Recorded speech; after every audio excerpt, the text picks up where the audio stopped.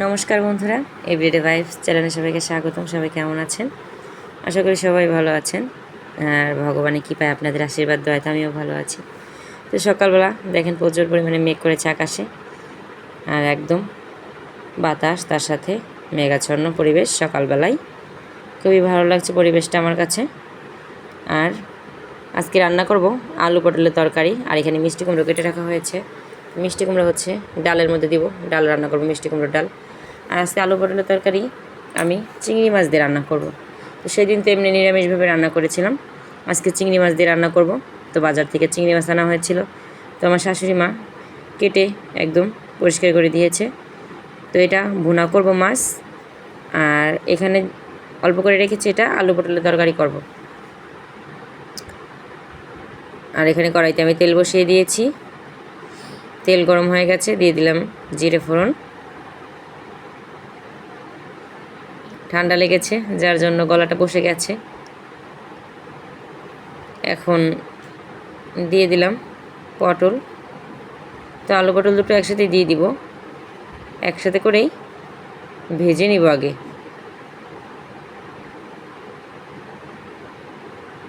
তো পটলটাকে ভালোভাবে ভেজে নিলে কী হয়, খেতে ভালো লাগে। তো নেড়ে চেড়ে আমি লাল লাল করে ভাজবো।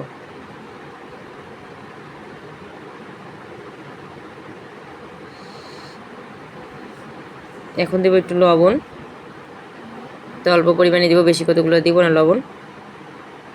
আর দেবো সামান্য হলুদের গুঁড়ো, যেন ভাজা থেকে সুন্দর একটা কালার আসে।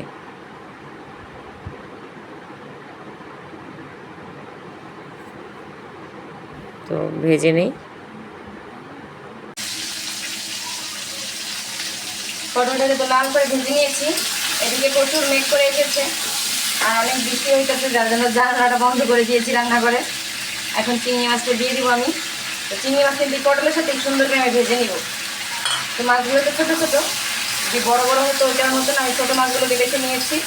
আর যদি বড়ো হতো তাহলে কিন্তু আলাদা করে ভেজে নিতাম। ছোটো মাছ তো চিংড়ি মাছের সাথে এই আলু পটলের সাথে ভাজা ভাজা হয়ে যাবে সুন্দর করে। তো আরেকটু সময় ভেজে নেবো আমি চিংড়ি মাছের সাথে। চিংড়ি মাছটা ভাজা ভাজা হয়ে গেছে। এখন আমি দিয়ে দেবো কাঁচামরিচগুলো। কাঁচামরিচ দিয়ে তরকারি রান্না করবো, আর আলু পটলের তরকারিটা কাঁচামরিচ দিয়ে ভালো যায়। তো দিয়ে দিলাম কাঁচামরিচ।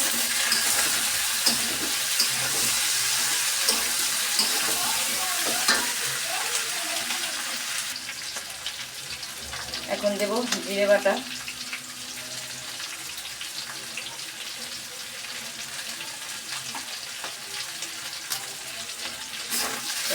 হয়ে যাবে।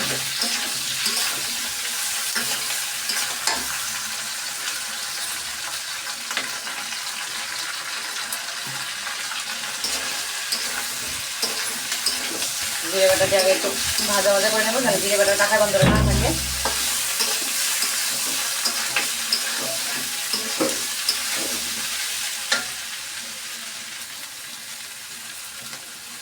এখন দিব হলুদের গুঁড়ো আর একটু লবণ দেব। ওই সময় ভাজার মধ্যে অল্প করে লবণ দিয়েছিলাম। সামান্য পরিমাণে জল দিয়ে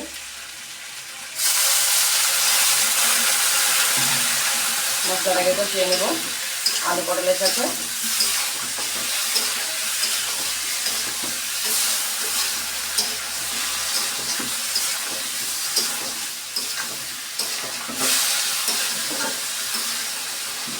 আর দেবো সামান্য একটু চিনি।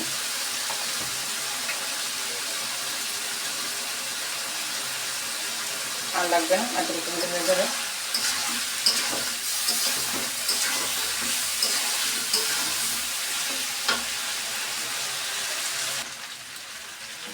মশলাটা তো সুন্দর একদম পটলের সাথে কষা কষা হয়ে গেছে। দেখুন এই যে তেল বের হয়ে গেছে। এখন আমি জল দিয়ে দিব।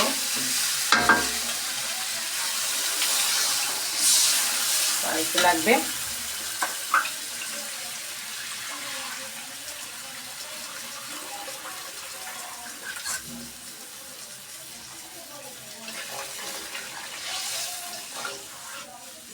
যথেষ্ট, এতটুকুতেই হয়ে যাবে। ফুটে উঠলে আমি ধনিয়া পাতা দিয়ে তরকারি নামিয়ে নেব। এদিকে চিংড়ি মাছ ভুনা করব, তো চিংড়ি মাছগুলোকে লবণ হলুদ দিয়ে মেখে নিচ্ছি। আর এখানে তেল গরম হয়ে গেছে, আমি এখন মাছগুলোকে তেলে নিয়ে দিয়ে দেবো।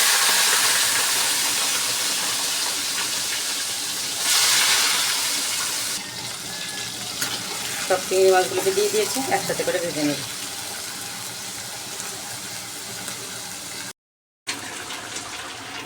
আলু পটলের তরকারি রান্নাতে হয়ে গেছে দেখুন বন্ধুরা। এর মধ্যে আমি ধনিয়া পাতা দিয়ে দিয়েছি, এখন নামিয়ে নেব। হয়ে গেছে, ঝোলের ঘনত্বটা চলে এসেছে কিন্তু, এই তো এখন নামিয়ে নেব।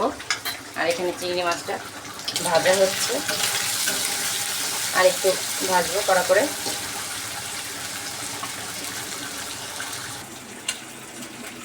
নামিয়ে নিয়েছি, আলু পটলের তরকারি হয়ে গেছে। মাছটা তো ভাজা ভাজা হয়ে গেছে, এখন এর মধ্যে পেঁয়াজ দিয়ে দেবো।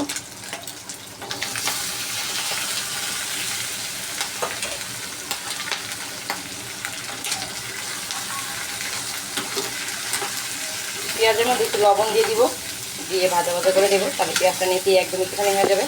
আজকে চিংড়ি মাছের মধ্যে আরও একটা জিনিস দেবো, সেটা হচ্ছে এই তো আলু কুচানো।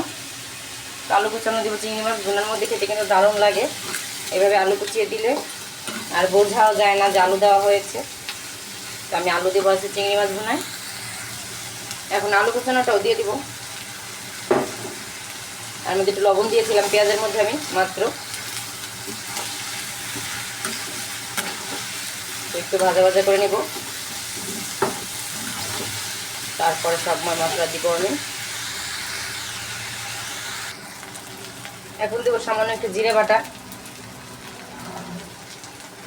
এতটুকু হলে হয়ে যাবে।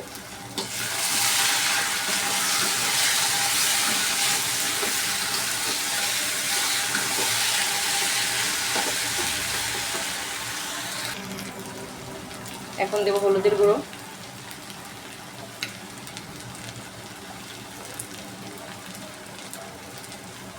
আর দেবো মরিচের গুঁড়ো।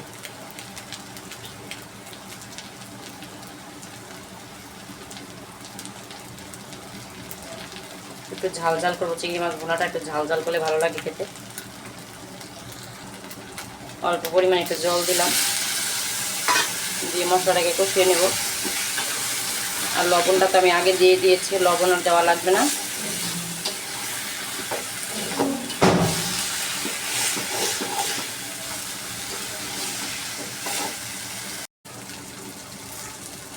ভাজা ভাজা তো হয়ে গেছে, এখন আর একটু জল দেবো আমি।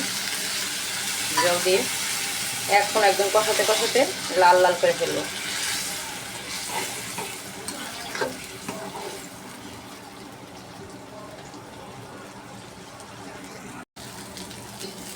চিংড়ি মাছ ভুনা হয়ে গেছে, একদম শুকনো শুকনো করে ফেলেছি, আর লাল লাল হয়ে গেছে দেখুন। কমপ্লিট চিংড়ি মাছ ভুনা।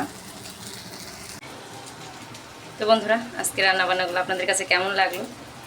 আর আলু পটলের তরকারি চিংড়ি মাছ দিয়ে অবশ্যই সবাই জানাবেন। আর ভিডিওটি ভালো লেগে থাকলে সবাই একটা লাইক দিয়ে দিবেন, তার সাথে একটা সাবস্ক্রাইব।